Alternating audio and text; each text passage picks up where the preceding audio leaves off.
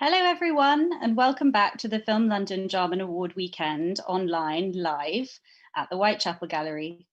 I'm Greta Hewison, production coordinator at Film London Artists Moving Image Network, or FLAMIN for short, and we're the organisers of the Film London Jarman Award.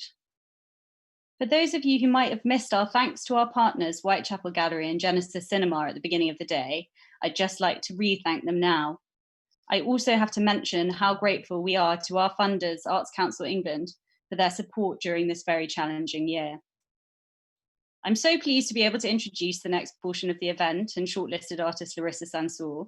But before I do, I just wanted to mention a couple of things for your information. Larissa will be presenting the making of her work In Vitro, which is featured in the touring programme this year, and you can watch on the Whitechapel website until midnight tonight. A transcript of the film that she's about to play, for those of you who want it, will be made available in the chat now. After we watch this, there'll be a Q&A where you'll have the opportunity to ask questions using the chat function, and you can ask questions at any time throughout the presentation. You don't need to save them up to the end. At the end of the Q&A portion, we'll go into a break. So just to introduce Larissa Sansour. Larissa Sansour works mainly with film and also produces installations, photos, and sculptures. Central to her work is the dialectics between myth and historical narrative. Born in East Jerusalem, Palestine, her recent work uses science fiction to address social and political issues. At the end of the screening, she'll be in conversation with Maggie Ellis, who you saw this morning, the head of Film London Artists Moving Image Network, a department that commissions artists' films, runs the prestigious annual Jarman Award, which is why we're all here today, tours work nationally and internationally, and also runs a development programme for early career artist filmmakers. Since being established in 2005, FLAMIN, under Maggie's guidance, has delivered a slate of over 150 films, including a work by Larissa, In the Future, They Ate from the Finest Porcelain. So I'm really looking forward to that section of the event too. I'd like to thank both Maggie and Larissa for being here this afternoon. And now let's watch the making of In Vitro.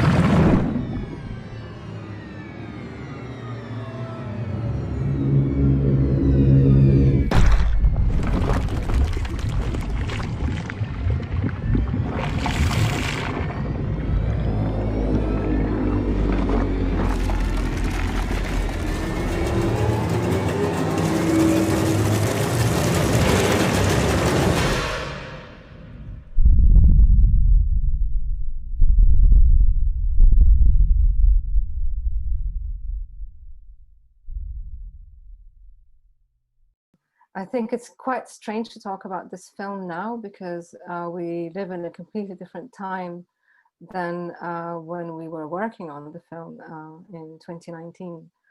And back then it's a speculative film and thinking about how we could think about the future to give us a better idea of talking about the present. Yeah, it's strange how the film actually becomes quite prescient for the situation we're experiencing now. And in so many ways, the film is about enduring catastrophe and enduring or protracted apocalypse in very different historical frameworks, whether that's the 1948 Nakba, the dispossession of the Palestinians with the foundation of the state of Israel, or whether that's the climate apocalypse and disaster that's happening in the film, or whether that is a complete loss on a meta level of identity and belonging, which you see is what's happening between the two protagonists.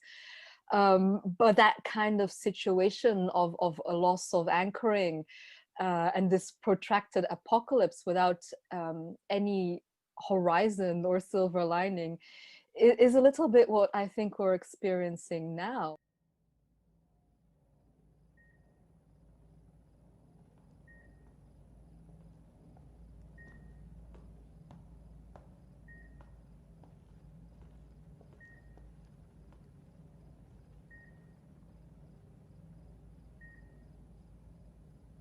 كل يوم بصحى صوت الدندنة هاي صوت باطن الأرض. انت كمان سمعتي؟ لا سمعته. تمتمت الصخر.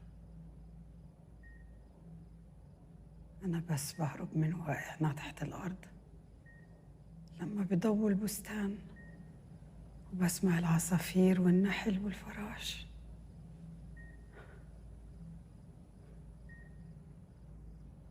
انت كيف جيتي هون؟ من فوق الأرض؟ لا لسه الوضع مش أمان. جيتني الأنفاق. When we were working with In Vitro, our biggest problem was the time restriction. We received this invitation from the Danish Arts Council in August, and the film had to be finished in March. This was a project that we'd been talking about and working on for about kind of 9 months prior to that invitation, but in a very different form, and that was kind of in a much more in a kind of single screen long form piece. And I think that you responded very quickly to that invitation, and with taking out a section of that film and making that into a separate short film, and we had to pretty much get going straight away. I think you'd already had locations in your mind about where, well, particularly in Palestine, in Bethlehem, where you wanted to shoot. You had actors in mind already at that point. So we had to move really, really quickly to get going with that. And I think in particular, because you wanted to shoot in Bethlehem at a very specific point, or by a very specific point in the olive harvest, I think. So we literally had about 5 weeks to get that off the ground, I think, from the point that you had received the invitation. So that was a challenge. And then I think we were kind of playing catch up from that point, where we were simultaneously fundraising, having to draft a budget without having really been able to fully develop that concept, get the actors in place, think about the logistics of the shoots in both the UK and in Palestine. So yeah, many challenges. Seeing as we only had 8 months from being invited to exhibit at the Danish Pavilion to actually installing the work, we had to start fundraising immediately, knowing well that the major part of the budget would come from the Danish Arts Foundation. But as we started scaling what we had in terms of a feature film script down to a 2-channel short, we also realized that the ambition for the project would make the entire film much more costly than what the initial bursary for the biennial would cover. So one of the very first things we had to do was initiate further fundraising, which was very difficult to do, as we were also in the process of writing the actual script that needed to be converted into a film. So sort of trying to early on balance out or get some kind of idea cost before even having a final script was hugely challenging. And that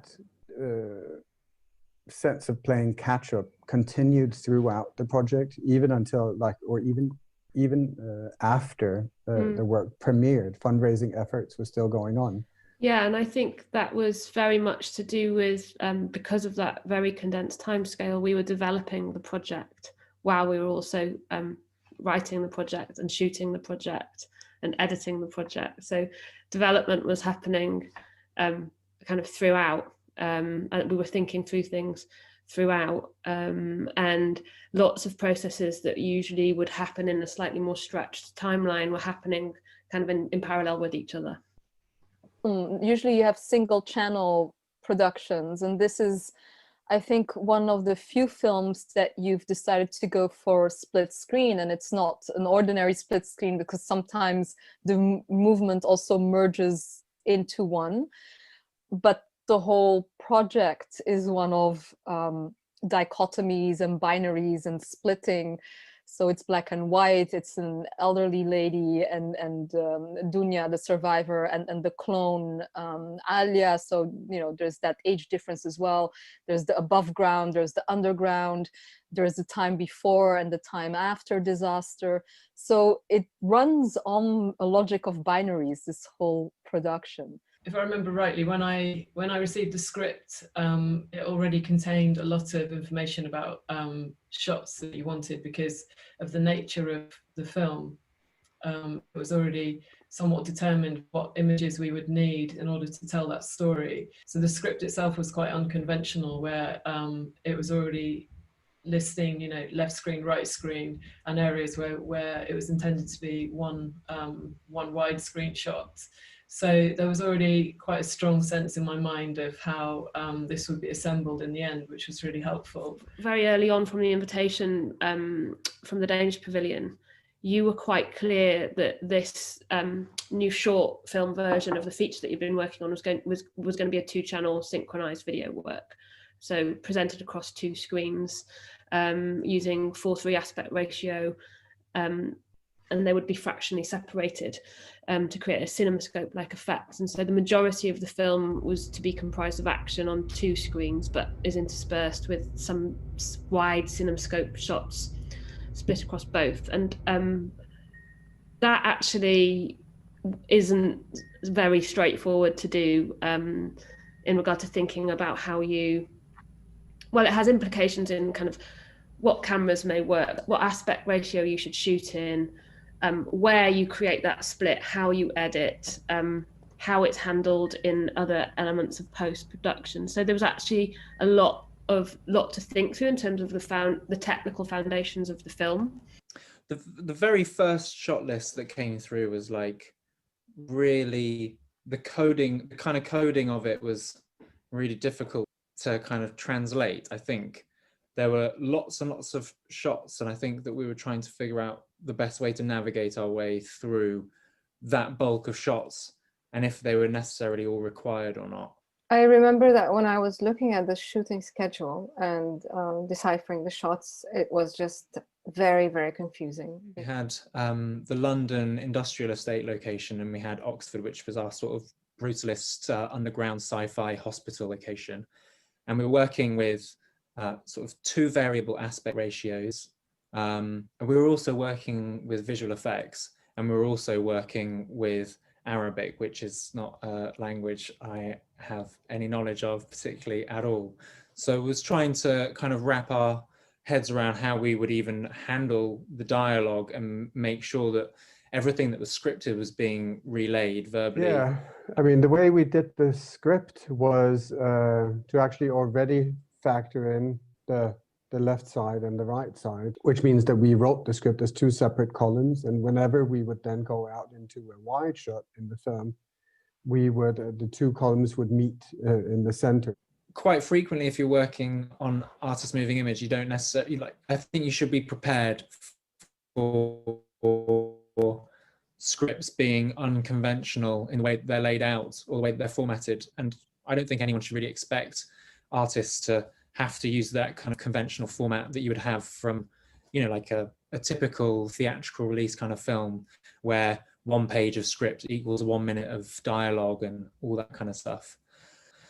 But certainly the challenge with this script was trying to, first of all, figure out what each of these 2 columns represented and what was going to be seen on screen with that dialogue at that given time, because the dialogue wasn't always necessarily sync. You might be in Bethlehem with a bit of Oxford over here, or you might have some Sphere stuff, like kind of memory thing happening over here with a bit of Oxford, or you might just have like straight archive footage or straight VFX with something else going on. So I think that just like devising the shot list based on those 2 things that were recurring, it was like, I suppose, trying to generate 2 shot lists that would make sense. So as always, it was important for me to try to get to a place where I understood what aesthetics you were keen on and what you felt this was. And some of that was already there in the script, and some of that was through conversations. So quite quickly I understood that you both wanted very strong framing, and a kind of a power and a simplicity of the image was very important. And that there were areas where we had a lot of room to play with, such as the long dialogue scenes.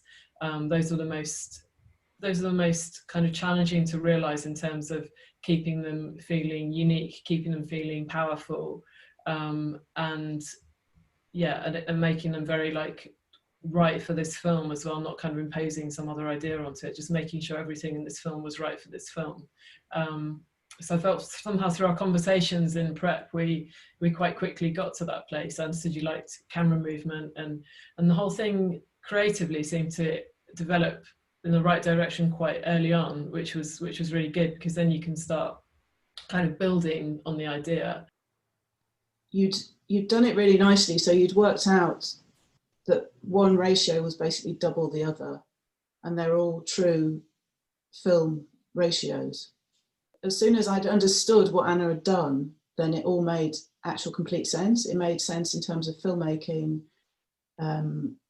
the way she'd shot it, and some of the edits really, I think I need to credit Anna for, because it's the way it was shot, and it's been considered, the way everything's been put together has been considered from the very start, which is always what I do. When people come and talk to me about a job, I always go right to I always ask them how it's going to be shown. That's almost my first question. Go right to the very end of the process and then work back from that point. And that is sort of what you were already doing. I was always really excited about this idea of the 2 4:3 images that were sometimes separate and sometimes together. And that gives a lot of opportunity, because the 4:3 frame itself is kind of perfect for portraiture, because when you're in a close-up on 4:3, it excludes everything else. So you're just completely engaged with the face, and then the face becomes a landscape, and the face becomes the sort of totalizing force, and there's nothing else quite like it. And then to also have then landscape format and a widescreen format to play with as well was quite a gift. So having 2 screens does add more than twice the complexity, I think, because there's, whether you've got something on this screen and that screen, there's like a third element somehow by having 2 screens. It's definitely, you've either got something there or not there, or nothing, both. You know, there's so many combinations all of a sudden, and there's a double edit always during the film, because you can juxtapose as well as cut. So, but then the sort of power of that juxtaposition, I think, was really important in this film. It's a 28-minute film, but you only had so many wides in there, and the rest were like single 4:3s side by side, meaning we actually probably have a 40-45-minute film. You had a very specific idea about what you wanted the film to look like and what the kind of world within the film would feel like, and therefore the kind of locations that we needed to find in response to that. Very early on, we thought that it was quite important, specifically for me, to shoot all these memory scenes in a family cabin that we have outside of Bethlehem. And so in that sense, it kind of anchored it for me emotionally and conceptually. So these scenes were undebatable that they were supposed to be shot there. We also shot in the Nativity Church, and that probably is part of me being so interested in what signifiers we have as Palestinians, or how an identity in flux or in limbo that has experienced a trauma, how it holds on to these symbols. And what's bigger symbol for Bethlehem than the Nativity Church? You start the film with a very rather violent act of iconoclasm. You know, the whole Church of Nativity is destroyed by this surge of oil. So, I mean, you're already completely destroying the symbolism and iconography there. And then the main part of the dialogue is exactly about what you say, you know, this whole discussion between Alia and Dunya about belonging and signifying, and do we hold on to this, and what does it mean to hold on to these signifiers and symbols when we've lost everything? You know, we're sitting here underground, and above ground everything is destroyed, so what sense does it make to still hold on to this? And I think it's the first time in a film that is so outspoken, actually, you know, that is the crux of the critique. It was my first time going to Bethlehem, so it felt all very new and very interesting to me, because it's such a kind of apocryphal place in so many different ways, that there was a lot of understanding to come to, and a lot of emotions as well, going there and being there. I have lots of fond memories of shooting in Bethlehem. It was definitely the funnest place I've shot. It was also the most nerve-wracking place I've shot. I think both due to the whole security thing about it, for someone who's a privileged Scandinavian like me, being yelled at by IDF and, you know, guns being drawn and stuff like that was definitely not on my fun list. I mean, that first shoot in Bethlehem was definitely for me the romance of the shoot. Such a good spirit, such a good crew, and so many challenges that we somehow magically overcame one after the other. The main focus of our shoot, the first time we were there, was getting into the Church of the Nativity, wasn't it? And that kind of endless hoops to jump through with the paperwork, and we've never been quite sure whether we actually had all the paperwork or not, and there being so many grey areas, and we just felt like, do we turn up 2 or 3 times to the Nativity Church before dawn? There's nobody there. It's the only time that nobody is at the Nativity Church in Bethlehem. I just remember us all being very cold, sort of eating hummus and waiting for that moment where we could try to sort of invade this church. I think we got kicked out the first day, didn't we? And then we had to go back the second day. And I think there was a moment when it all felt hopeless, like we were never going to be able to film in that church. And we were coming up with all sorts of unsuitable alternatives, and then somehow it felt like a miracle that we got in there and we got some shots which we weren't able to light and we weren't able to do very much with, but we managed to get enough that Hendrik could do his magic and, you know, create something more from that. We were scheduled to have half a shooting day inside the church. Yeah. And eventually, after haggling with, I think it was an Armenian father that came to our rescue around 10 a.m., we were granted half an hour to shoot everything that we were supposed to spend half a day doing. I was amazed by the resilience of the team that with building the track. So they constantly started building the track before dawn, and then they got kicked out and then do it again the next day. That was really nice. There was an amazing atmosphere of everyone was very willing, and sometimes shooting in the UK, it can, you know, crew work all year round, and sometimes every job feels like a bit of another job to them, but it was very different in Bethlehem, where everyone was like very, very committed and working very hard. And we had to build this old track, and we only had, I think, 1 Allen key, so the speed of our progress was all determined by our 1 Allen key, that you needed to Allen key every single join on the track. I think we were lacking a couple of joins in the end, but yeah, we managed to make it work. Or we had one of those old cranes where you sort of sit on the crane and like seatbelt yourself in, and you're just kind of putting your life in the hands of your grips, hoping that they're not just gonna forget and let go of it, or sort of like smash you into a wall or something. And I remember looking up the side of the crane and just seeing the entire structure just wobble whenever we would move it, whenever Anna would move at the end of the crane, the entire thing would just wobble. That also came through in the recording. We ended up really stabilizing a lot of that thing just to get it. So that was actually another layer on top of this extremely complicated shot. Yeah, it just felt so remarkable that we'd managed to achieve the shots that we needed to achieve, given all of the issues that we had. I think we realized this when we went on the tech rig to Bethlehem, that there's not a single building that's straight in Bethlehem. Everything is sort of slanting to the sides and sort of really, really crooked. So I think really early, the decision was made that we had to scan the location, because we kind of wanted that perfect contact with the liquid, and because we need kind of like a mesh, like a 3D mesh that the liquid will interact with. We needed a precision mesh, and we got that from the scan. I don't know if anybody's been scanning Bethlehem like that before, but it was really interesting to do, I think.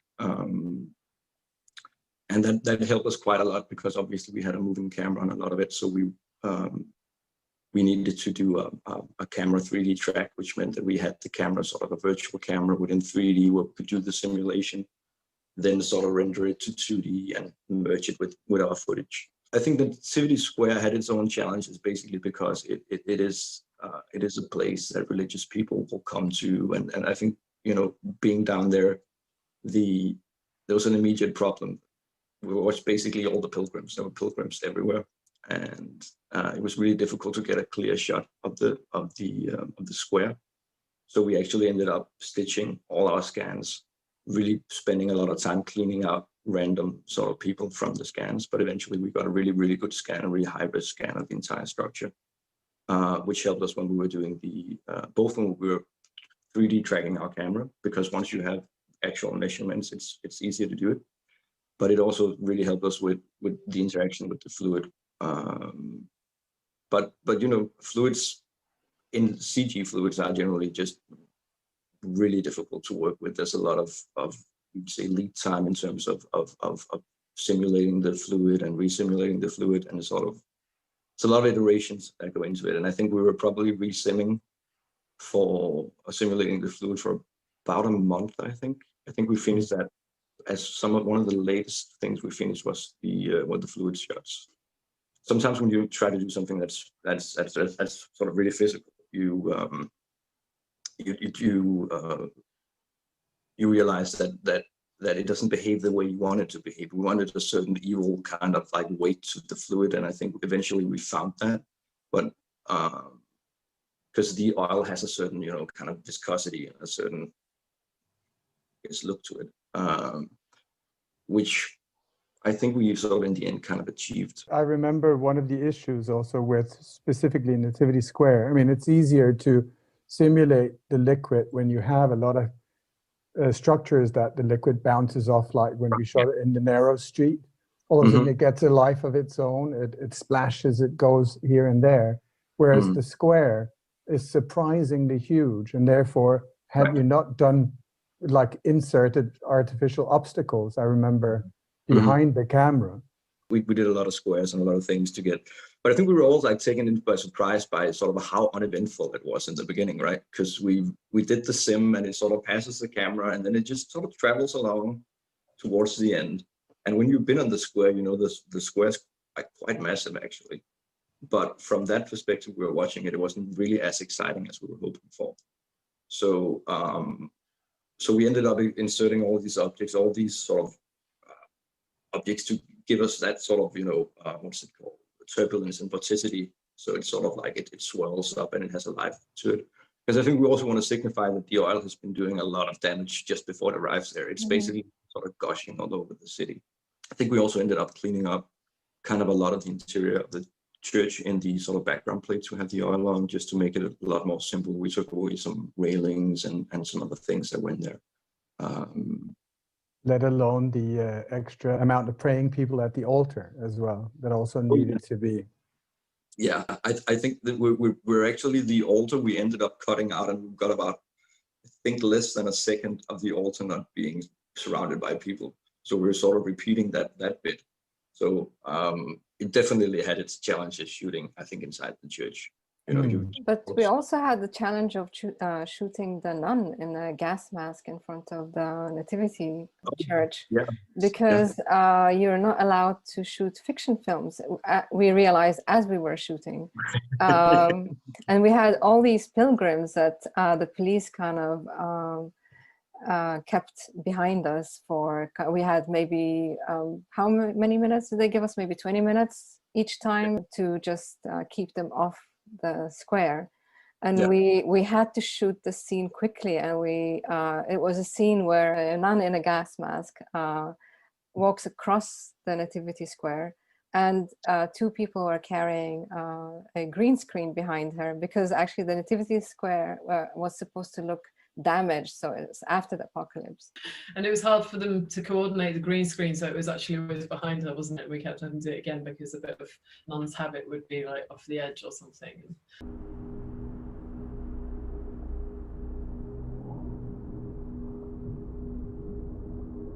I think the most challenging thing about this project, that we were such a small core team, juggling lots of things and trying to do it in kind of quite a compacted period of time. So, I mean, I think we shot in Palestine, over in Bethlehem, over kind of a period of around 5 days, and you returned, and we pretty much shot in the UK across 2 locations straight after that, and then off the back of that we went back out to Bethlehem. So I think we had very few breaks between all of that, and we were having to work with those different teams around all of that, while Henrik was also concurrently beginning to work on the VFX.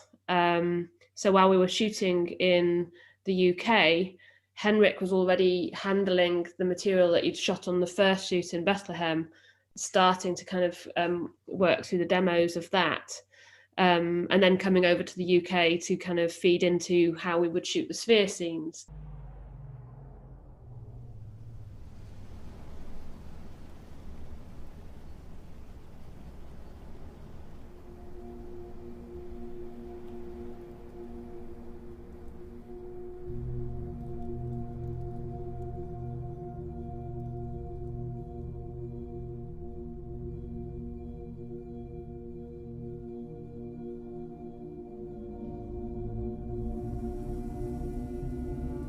So we got to location for the industrial space, and I think that we kind of like did a really quick recce when we first arrived, like as everyone was loading the gear in. And I remember we were kind of just looking at the spaces where the sphere was going to be. So we were looking at those storyboards and considering where the sphere was going to go. And I think that we got camera up to have a look at those shots. And I remember someone just kind of, maybe Larissa, you were going in and you were just kind of like, none of us knew how big the sphere was going to be. So I think you kind of just went in, you were like, I think it's probably going to be like this big sort of thing. And then someone would just go up to the monitor with a tape measure or something and just go, right, it's that big. And then I think maybe we just made a sphere out of gaffer tape that was about those dimensions for that shot, and we just stuck it on the monitor. And then I think we ran around taking photographs of all of the shots that we were going to have the sphere in from that time on, and just kind of guesstimating the size of the sphere in all of those shots. We had some challenges with the sphere because we wanted it to maybe be slightly reflective. And we also wanted the actor to have something to sort of play with. We wanted something physical, because nothing really ruins good visual effects like somebody just staring into the abyss, you know, beside the optics. We wanted that physical relationship. You know, we didn't have a lot of time to figure things out, so we got the yoga ball. So I think that kind of works. So there's something to relate to, I think, physically. And we also shot the some of the reflections on this 360 camera. I guess that'll be in the pictures. Just because we wanted to have the opportunity to sort of map some sort of this reflection on top of this brown thing, because the 360 camera basically just makes you kind of a nice round image.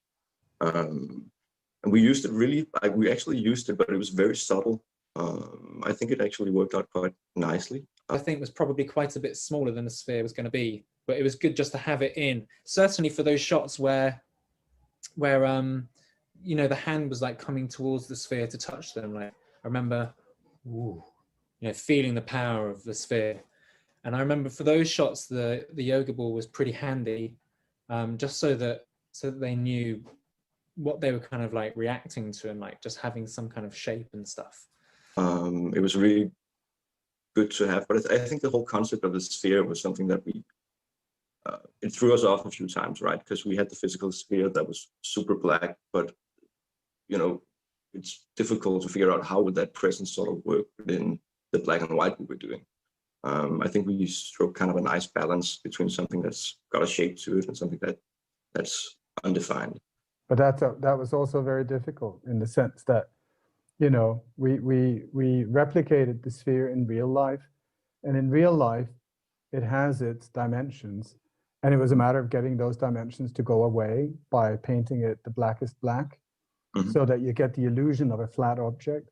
Whereas when we did it on the film, it was kind of the other way around, that you have something that if you deprive it of any kind of dimensionality, it just looks like a flat disk without ever giving that illusion that it may be a three-dimensional object. So we had a lot of trouble there, I remember. Yeah, absolutely. And I also think that that because we gave it some shape, it became slightly more dangerous in a way. I think it was a really good decision. In the film itself, the sphere is not present. Is one of the few objects in the film that are not real, in that sense, that they are CGI.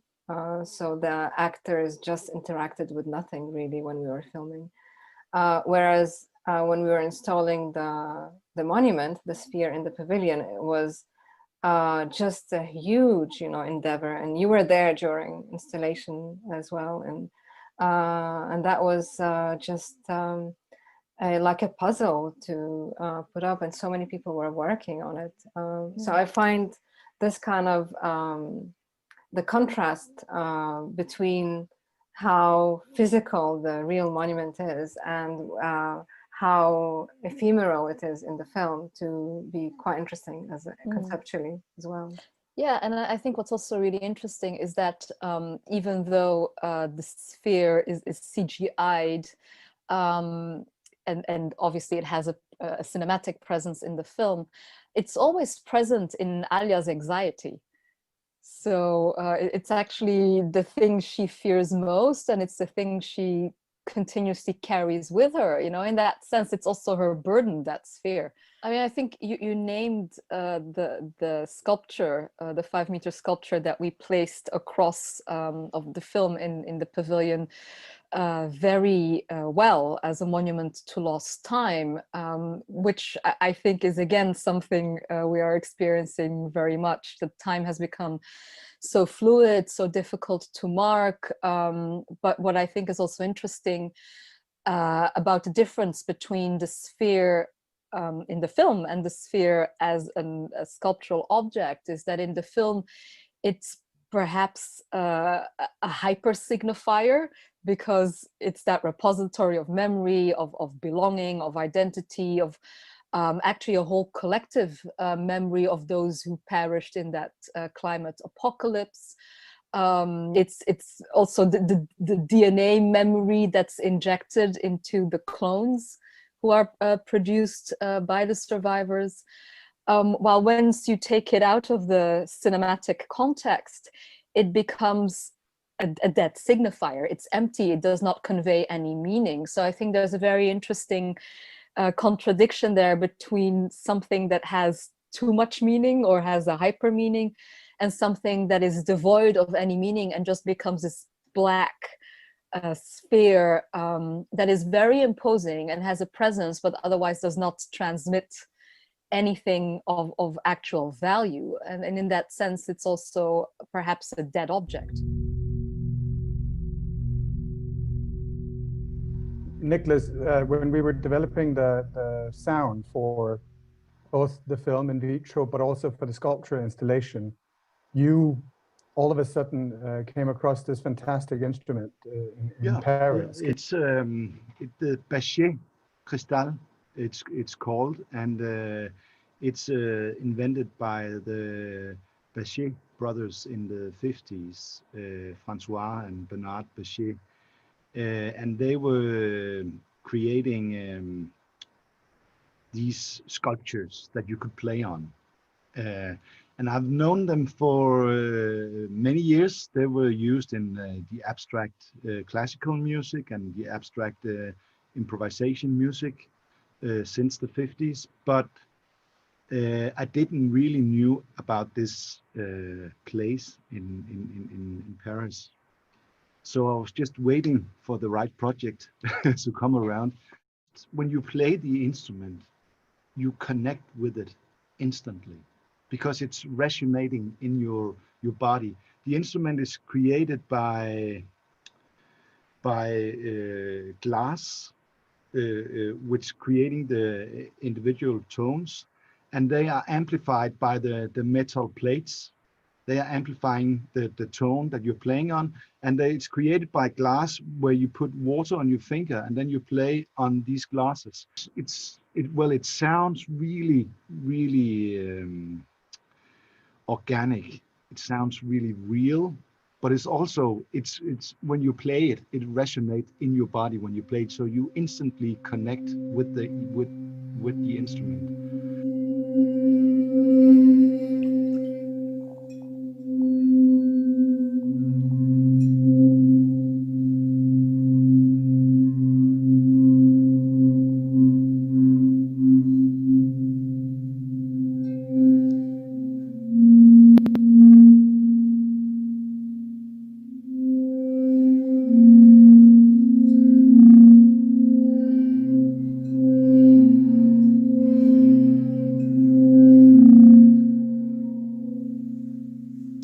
Talking about how could we create an emotional soundtrack without playing the violin or playing cello. Choosing the Christelle Bachet trombone, as you say, it's a musical instrument that already resonates with you as a person because you play it quite physically with your fingers. So that actually already created the sensation in the recording situation that we wanted to replicate in the sculptural installation and the film, namely that of a deep resonance at such a low frequency that it interacted with you bodily. We wanted to create the physical presence of the music rather than just a background sort of score. I remember we were talking about shepherd tone, and we were talking about creating a deep drone, and we were, well, to begin with, we were talking about the monument of time, the spear, and I was thinking that for me, from the musical perspective, I was thinking about how, time in one way, time, and how could we create something that was moving and standing still at the same time, and that's what the shepherd tone is doing. It's arising, but it's not really in a tonal aspect going anywhere. It's on the same pitch.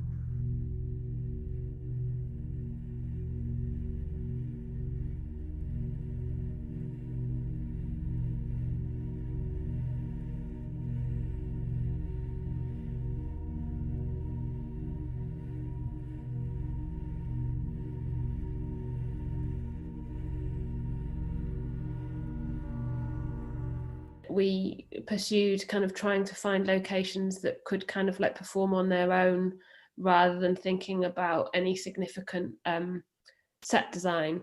But I think within that you had some quite clear ideas about what you wanted those spaces to look like, and we trawled through tons, and you were very specific about the kind of look and feel of those spaces. The bunker scenes could have been really filmed anywhere, so we didn't have to film them in Bethlehem, and it was easier for us to really film them in England. But we wanted them to be a bit different than your usual lab or futuristic kind of bunker. So we wanted to kind of build on that nostalgia that you see in the Bethlehem scenes, but have the nostalgia kind of also recreated in the UK scenes where we used brutalist architecture. And what we found with the Oxfordshire location was that it had that very rough, very rugged appearance at the same time as magically also being very sculptural, in the sense that it had a lot of elements within that otherwise very, very minimalist space that lent themselves extremely well to that kind of setup. And I guess what the brutalism was supposed to do was also contrast this nostalgia and tactility and the textured sort of sense of the past that keeps on permeating throughout the film. I mean, Bethlehem, the flashbacks are textured. You see the young girl constantly touching her surroundings, the stone gates, the walls, to get that feeling also not only of a town with history, but also of a childhood, of that interaction with the floor, with the bricks, with the walls, with your spaces. And even though the brutalist architecture of the future is stripped down and barren, you still see Alia in the clone version down the line, interacting with that space also, as if trying to sort of secrete a sense of belonging out of it. I think that the locations brought quite some logistical issues. So particularly, well, the two locations in the UK, particularly, neither of which had any electricity.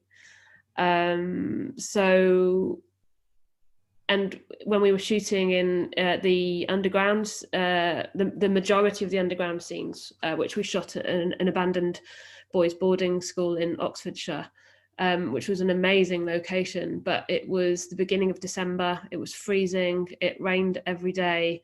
The building that we were shooting in had leaks everywhere. There was no electricity. It was quite hard to access. So kind of we were shooting with quite a large amount of kit, getting that into that location and getting power to that location meant we had to have a huge kind of generator lorry that I used kind of very regularly in most film production processes, but probably not on an artist film. So getting them to power up that building for us required a lot of people. So that's how things kept growing in ambition. I only started to realize the scale of it when I came to Oxfordshire. And I saw this huge truck that was generating electricity and the cables. And when I entered the set, I saw this army of people running around. And then was actually when I realized that this is a huge production on such a professional scale. So that was actually really interesting to see. And I think it was probably also the coldest day you were filming. Inside, like, yeah, concrete building with no heating. So we had these huge fire cannons that we would fire up between takes, because Chaim was particularly just always locked into her bed. You know, she's playing a dying lady, so she was pretty restricted. I remember a lot of my work was just making sure that her hot water bottles were topped up so that she didn't freeze. Yeah, I remember it was actually very, very cold in Oxfordshire. It was extremely cold. Yeah, I remember the steam coming out of the mouths now. And we were worried about that at the time, weren't we? But actually, I think it's quite cool when you see it on the screen. It sort of adds to the atmosphere. We didn't really have a production office, and yeah, certainly we'd unloaded all of the kit into the actual shooting location. There wasn't a room to put surplus kit, so there was this continuous dance between what corner we're looking into, and that's where all the kit is. Yeah, it's true. And also lighting that space was interesting because there were very few windows and they were always in very difficult to access places. So we had to do a lot of the lighting from inside the building as well. So then you have to move all of those lights every time you move the camera, otherwise you're going to see the lights in the back of the shot. And it's also really interesting lighting for black and white, because especially in the 4:3 format, you're composing with shapes. So you've got the opportunity to use your light to compose the image, so to cut lines across your image using shadows or using highlights. So we were doing a lot of that and having a lot of fun with that. We're using these lights called Source 4s, where you can completely angle. You can just literally make your highlight go that way, like a stripe across your frame, and then that, you need something to bring the frame alive when you don't have a window in the background. So we're playing a lot with that. But what we were able to do on this film, which I've never done before, and I don't think anyone's really done before because it's quite unusual to do this, is to, obviously when you're filming two actors having a conversation, usually you do a wide shot, you set the geography, and then you do over the shoulder shots where you show a bit of shoulder of the person in the foreground and then you show the person they're talking to beyond. And you do that because you don't want to confuse the audience. You want them to know where they are in the room and where all the people are and who they're talking to. But with this, it didn't feel necessary to give all that information. We did shoot wide shots because we had an amazing sort of brutalist location. But then when we did the close-ups, we tried to be as sort of as original and as flexible as we could make ourselves be around how we would engage with the actors at particular moments in the script. So as the tension was mounting in certain areas, or as it became more emotional, we would switch the camera to being like directly in front of the face and ask the actors to look directly over the camera at each other. So they weren't looking into the lens, but they were so close to the lens that when you're watching that, you're feeling that kind of hopefully like total engagement with that person. And then when you move away from that and you take the eye line slightly off, then you disengage somewhat. يمكن الماضي تبعك. أنا كل إشي بعرفه وكل الماضي تبعي هون. كل إشي تاني هو قصص خيالية.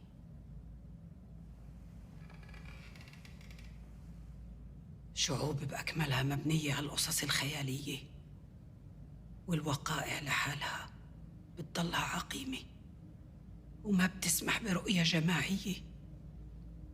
عن قريب اللي إحنا حققناه هون رح يخلق أسطورة بحد ذاتها، وإنتي رح تكوني جزء منها. أنا ما بتهمني الشعوب اللي بتحكي عنها، لا قصصهم ولا طقوسهم ولا تكرار كل الكليشيهات تبعتهم. هذا النضال، هاي الأرض، هاي المواسم، هاي الذاكرة اللي كلها استعارات، هاي الروايح، هذا النسيج، هذا التاريخ اللي قلصتوه لأكم من رمز وأكم من وثن، هذا القداس اللي بأرخ فقداننا، هذا الطاعون، هاي الكوارث، هذا الرحيل. كل رحيل قبل هيك. It was a pure joy to be able to mix up these different camera positions. And we had, we were in that room that building for quite a few days, and it was quite a long dialogue scene. So we sort of were able to sort of push that idea as much as we could, and then try to use camera movement as well, sometimes with 2 4x3 images, so the camera moving in different directions. So all of that was just a hugely exciting, creative opportunity. Alia walks around, she traces her hands along the wall and walks around the space. And I think we've got 3 angles during that sequence. And she's talking about not being able to, knowing the sensation of feeling of her clothes, the light and things like that. But she walks around the space, and we kind of cut through 3 angles, I think, in that sequence. And each one just, it is a very rhythmic and sort of choreographed sequence, which to me, I feel is one of those happy accidents, one of those happy moments that I'm able to discover, a bit like an archaeologist, be able to discover in the footage, but it's in the footage. I couldn't actually cut it if it wasn't there. So what I thought was also interesting about the film is that it deals on so many levels with human relationships. It's not only the relationship between a scientist and her creation, so Dunya and her engineered clone Alia, but it's also very much an intergenerational conversation between a mother and a daughter, and the mother is on her deathbed.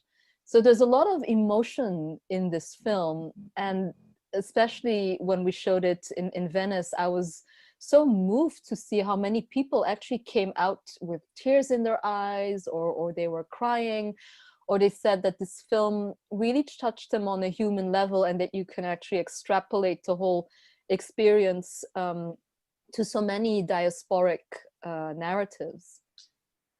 Although there are the sort of larger philosophical ideas within the film, there's also a really human element, and that this sort of loss and memory is something that everybody can relate to. Everybody has got some element of loss in their, in their experience. So you're sort of pulling people from 2 directions, really, sort of quite big ideas, and then actually really emotional and sort of personal stuff, and very sort of human narratives. That, so I think You see that when the girl looks out the window and then suddenly you're in the street in Bethlehem, and you know, things like that, where there just is a real direct connection, or other places where there's a tension. So yeah, there's definitely a pull the whole time going on between the very intimate and personal and something huge, and that's there in the format and in how it's been shot. I think one of the things that I really liked at the start was the idea to use archive and how you can bring, so I think if this was a linear edit, bringing the archive in would have had a different impact. The fact that it's there simultaneously as you're with either one or other of the characters' thoughts and there's something else happening simultaneously adds a different dimension. One of the reasons why we decided to eventually, after a lot of back and forth, include the archival footage is that it's very much a personal narrative on the part of the main young character, Alia, her battle with this idea of having inherited very personal memories, but at the same time also seemingly having access to a wider story, a wider sort of set of collective memories. And I guess the intention early on of the archival footage was to have a representation, very literally, of not just random archival footage, but of very iconic scenes from Bethlehem as far back as we could go, in order to create some kind of cohesive montage of a representation of collective memory per se.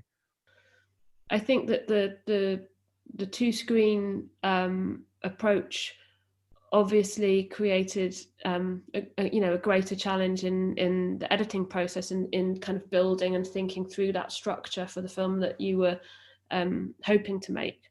But also it was quite an exciting challenge. I think that I think it really came through in regard to like the potential it brought to that editing process, and how you resolved to work with those, and how you worked to also incorporate points at which those screens were switched off, and the potential for the rhythm that allowed you to build, and the greater potential in a way for structure. I think all those pauses that were necessary for the film to actually work and give people, it's also very dense dialogue, it's very dense material, it's very visually overwhelming. I think that that we definitely talked a lot about the pacing that was required through the film.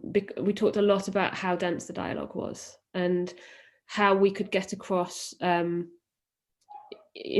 space to kind of ingest not just the dialogue but the concepts that were being alluded to through that, and how the images could support that, but also how they could sit apart from that. And I think that was kind of definitely a consideration throughout unpacking the editing process and making sure not to kind of pack too much in. What's also remarkable in the film is that it's very much a narrative of loss of identity, of loss of a home, physical, of loss of everything, basically, of loss of the world as we know it.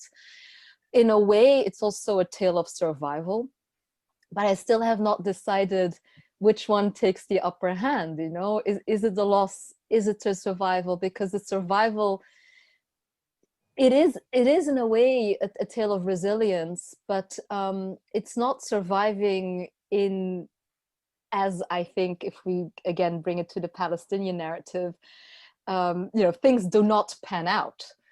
There is no Palestine anymore. There is no continuity of identity, of a homeland, of a potential nation state. That's all lost.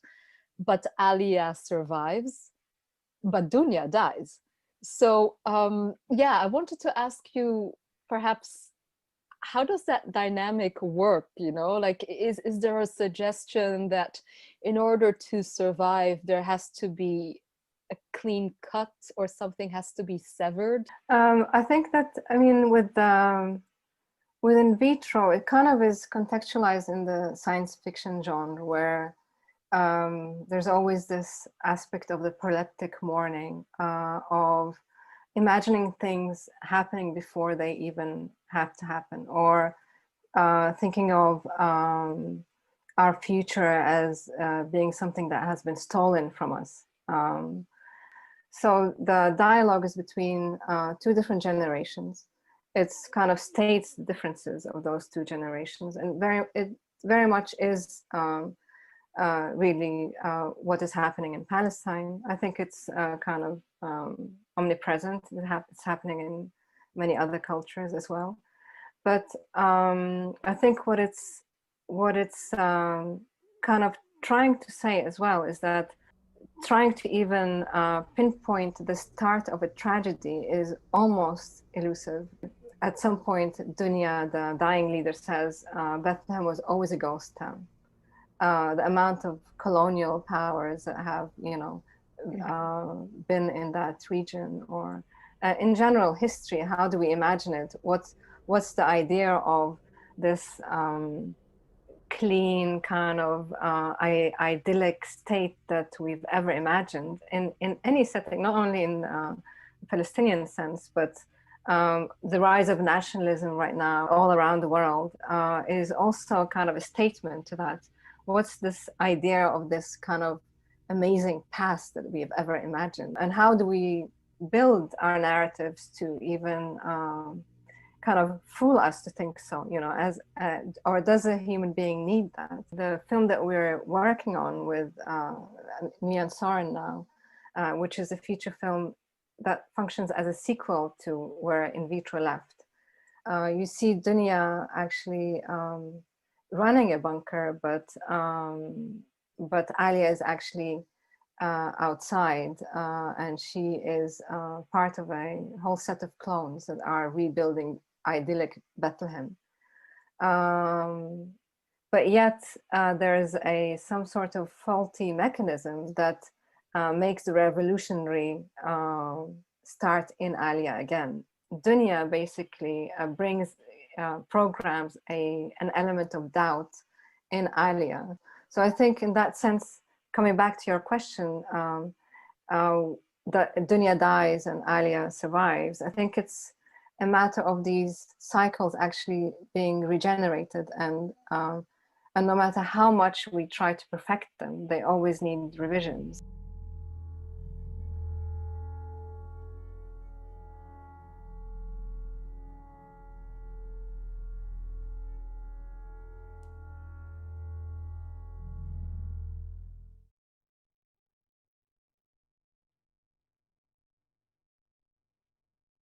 Hi, well, here we are with Larissa, and I must say that was spectacular, the making of In Vitro. I thoroughly enjoyed it, and thank you for making it for this particular presentation over the Whitechapel weekend. So there's loads we could talk about, but we've got 15 minutes. And so I've just 3 things that I'm going to ask you, and that's all.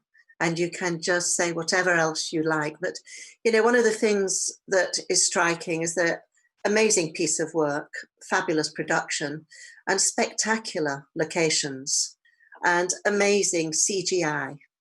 And I know that your work often has CGI and sci-fi in it, but I'd just love you to talk a little bit to us about the locations and the sets that you produced over a very, very short period of time. 8 months, I think it was altogether, to make that piece of work. Yes, I think we got the invitation in August and had to be finished in March. And so it was quite an intense period. I think we hardly slept during that period. And we had to think of locations immediately. I knew from an earlier feature film from which a segment of In Vitro was built on, that we definitely wanted to have the film, parts of the film shot in a family cabin that I had when I was a child. So that was quite important. And a lot of the memory scenes that I had are based on my own childhood memories. So they kind of were a reenactment of those certain biographical kind of scenes. So the cabin scene was definitely there, but also the idea of shooting it in the Nativity Church in Bethlehem was quite important, and that really complicated everything because you had to have a lot of permits to shoot in the Nativity Church, as it is kind of owned or has three denominations, and therefore you had to get permissions from all of these, and then also get permissions from outside of Bethlehem. So it got really hard with all of this. But most of the Bethlehem scenes were live. So whereas everything that had to be shot as the bunker scenes, where you see Dunya, the dying woman, and Alia, her successor, in the bunker, could have been shot anywhere. So we could shoot them on a green screen or in a black studio. I mean, so really, in the end, it felt that it would actually kind of be in the keeping of all of the memory scenes and how tactile they are, to also have the bunker footage to also be tactile. And that's why I was so drawn to the brutalist architecture locations that I found. So one of them, the hospital scenes were shot in an Oxfordshire location in a boys' boarding school, and it's completely abandoned. When you get there, you think it's already like a set in itself.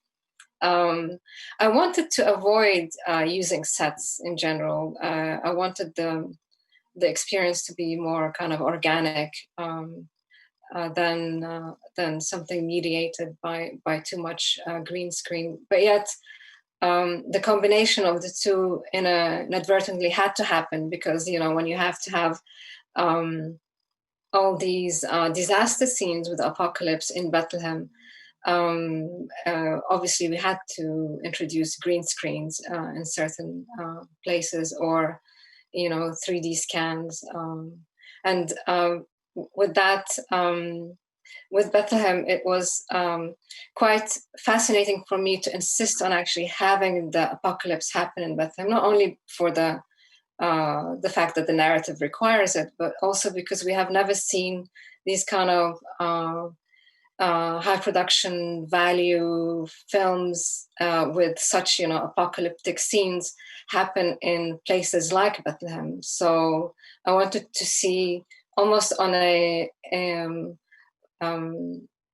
egotistical level, in the sense that I wanted to actually see my own place, the town that I grew up in. I wanted to see that undergo an apocalypse and that kind of CGI transformation. So that it became kind of very close to the material at hand. So in that sense,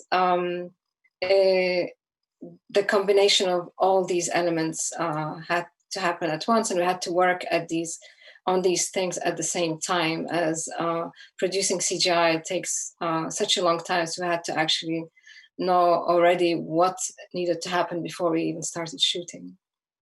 Yeah, I remember meeting, he's called Henrik Bach Christiansen, from a studio in Copenhagen, which was called Red Eye. I think he's working independently now, isn't he? Yes, and I worked with him before on In the Future. They Ate from the Finest Porcelain. That was commissioned by Flamen 2016, I believe.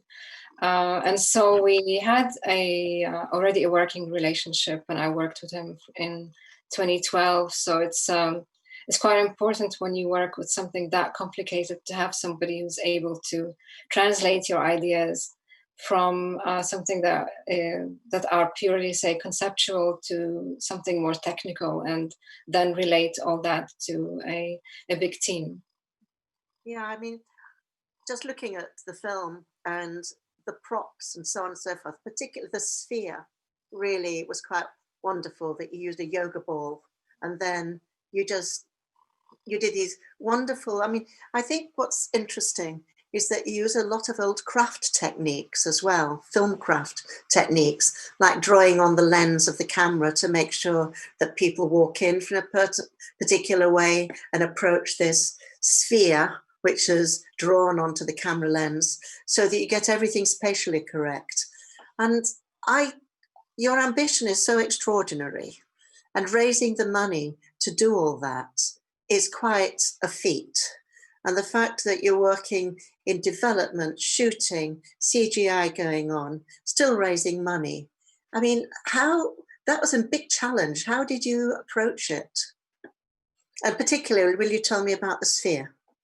So the sphere in the film is what we, it was interesting because we also were working on a huge sphere in Spain, the real sphere that appeared in the pavilion in Venice. And that was another kind of complicated project because it was, it was made out of steel. It has a whole structure, whereas the sphere in the film is just something that's made in CGI. So the whole idea was how to have the actors interact with an object that wasn't there. The reason why we had to draw in that kind of, glue in a circle on top of the camera was that because the two screens were separated, there was a line in between them. So the actor could not really just stand anywhere, or certain times if you have the arm even reach out in a way that was not right for the two screens, and her arm would look elongated. So she had to be right inside the frame of the other screen in order for it to all work and look right. So all these are considerations maybe the viewer cannot really process, all at once, but these are the things that if we did not consider would have looked wrong completely. So we had to have these markers, and also we had to have the yoga ball to have some sort of round shape that the actor could interact with. But yeah. Sorry, I interrupted you.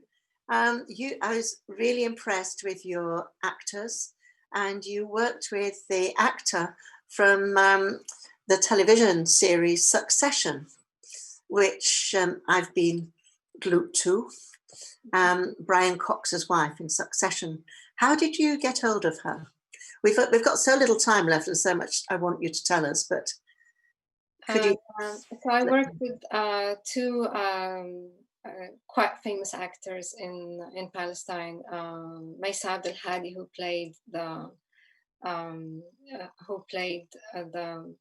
younger successor of called Alia, and Dunya, who's Hiyam Abbas, who you see, as you mentioned, who was in Succession, but she's also world famous. She appeared in the latest Blade Runner, and with films all the way back to Munich, and work with Steven Spielberg. She's also quite famous in France because that's where she lives, and of course in the Arab world. It was actually through producers that we managed to get hold of Hiyam, because she is quite active in the Palestinian scene, and I was just amazed that she even accepted the offer. She had to take some time off because she was on shooting Succession while we were filming In Vitro, so it was hard to also schedule our shoots around her. I think we ended up just completely changing our shooting schedule in order to fit it around her schedule.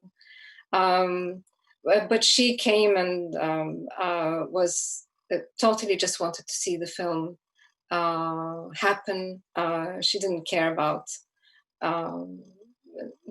how much she's getting paid, or she was extremely generous.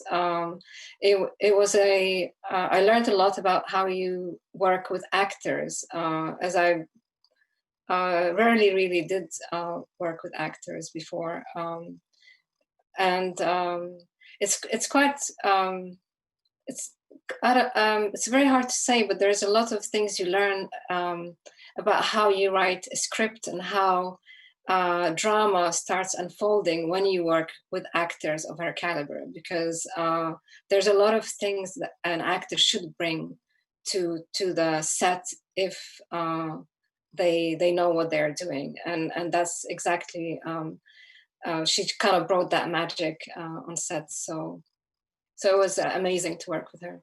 She certainly did. I'm very conscious of the time, and we don't have long enough. And there are some. I think there's 2 questions here, but I'm going to have to glide over some of the other things which you want. I'm very interested to know what you're doing in the future, and I know that you and Soren work very closely together as co-writers and co-directors. So can you tell me a little bit about what the future holds, and if In Vitro has brought a lot more profile to your work, has made you more known and acknowledged, as you should be anyway, but in terms of the difference in budgets between what you can get for artist work and what you can get in mainstream, and you wanting to move into feature filmmaking, could you just say very briefly a little bit about that? So yeah, Soren and I are working on a new feature film, and we've been currently kind of navigating the film world now, and it's a very different world. It's very focused on money, of course, because it's a business transaction. Nobody's going to give you that much money if they're not guaranteed to actually get a certain amount of viewers or venues. So it's a different world than the art world. But I do think that sometimes seeing how much money goes into the film world, it's sometimes quite astonishing how little goes into artist moving image, because we do require a lot of funding in order to achieve everything that one needs to when working with film. And I don't think that, say, funding art bodies are aware of that. So usually if I would show the same amount of budget to somebody in film, they would think it's not a serious proposal. Whereas in the art world, I always try to downplay costs and then kind of hope for the best to actually achieve, try to get this money at a later stage, or it's just to not scare people off. But actually, moving image does require a lot of money, unfortunately, and one has to think. Funding arts have to kind of think about these things. I know that we're running over a little, but there are some questions, and I just wonder, Jane, Greta, have we got time to take a few questions? No, there's no questions. I thought there were, but I think we're going to have to wrap up here because we've run over a little bit, but I'm sure you'll be successful, and I know you'll find a way through. And I do look forward to seeing your feature film. I know it'll be great. Thank you, Larissa. Thank you so much. Thank you. Thank you.